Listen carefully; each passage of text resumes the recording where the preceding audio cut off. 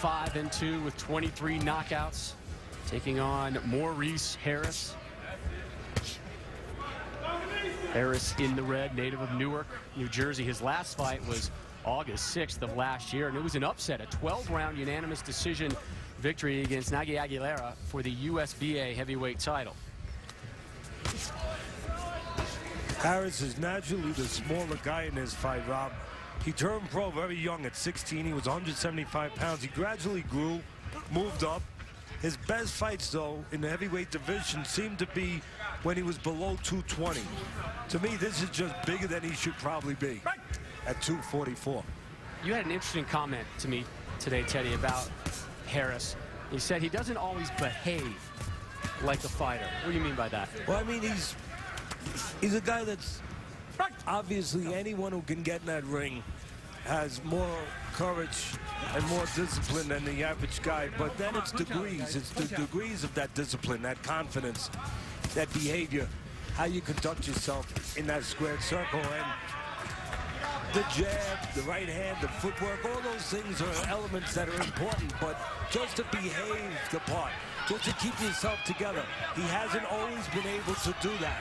He's sometimes wilted under pressure, and to me, that's the question here tonight. Does he wilt under the pressure? I have no doubt that he knows how to fight, and that he can fight.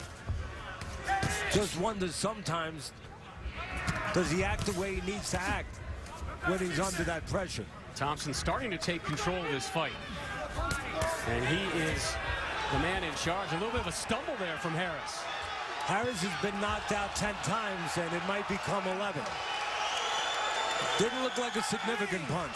4, 5, 6, 7, 8. How do you feel? Walk to me. Walk to me.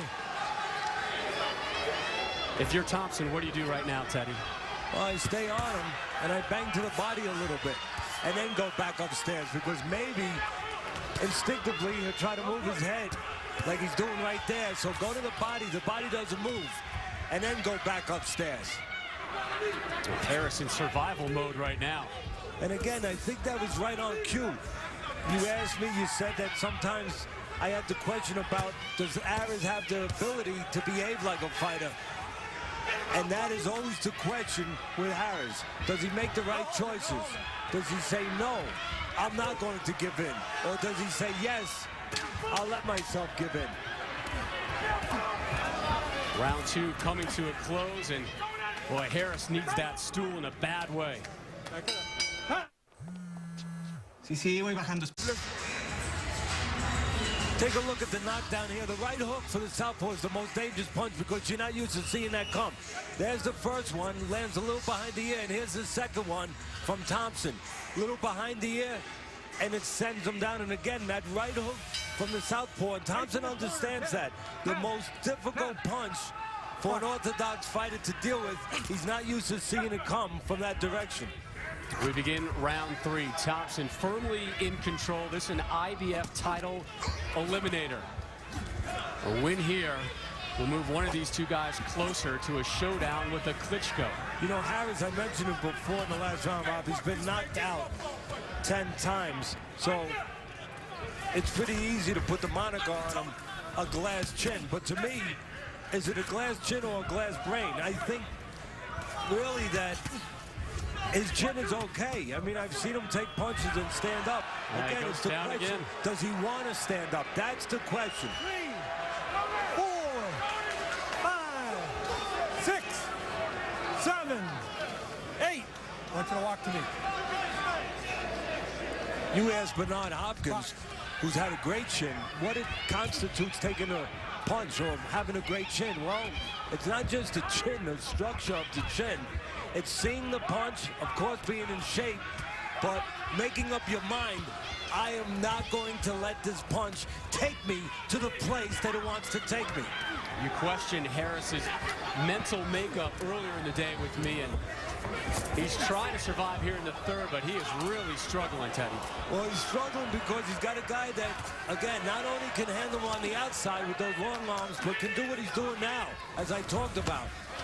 Work on the inside in close, shorten up those punches, and throw it from all angles. And he's taking little steps back, Thompson, to give himself room so Harris can't smother him. Go. You know, Thompson knows what he has. He has a guy that if he stays on him, he's going to be like a puddle, and has been like a puddle in the summertime. It evaporates. Harris may be evaporating from this fight momentarily. Not a shock here. Had a feeling it was going this way right from the beginning. A little bit of pressure, and you get that result. Give credit to Thompson. He knew, or he thought he knew what he had in front of him, and he went about it exactly the right way. Well, Staples has a saying, that was easy. That was easy for Tony Thompson. Well, let's take a look at the knockdown here in the last round. You see the right hand again. He found the home for that right hook. The difficult punch to see when you're an orthodox fighter with a southpaw. And then the end of the fight, nothing real significant there, but the referee saw the body language.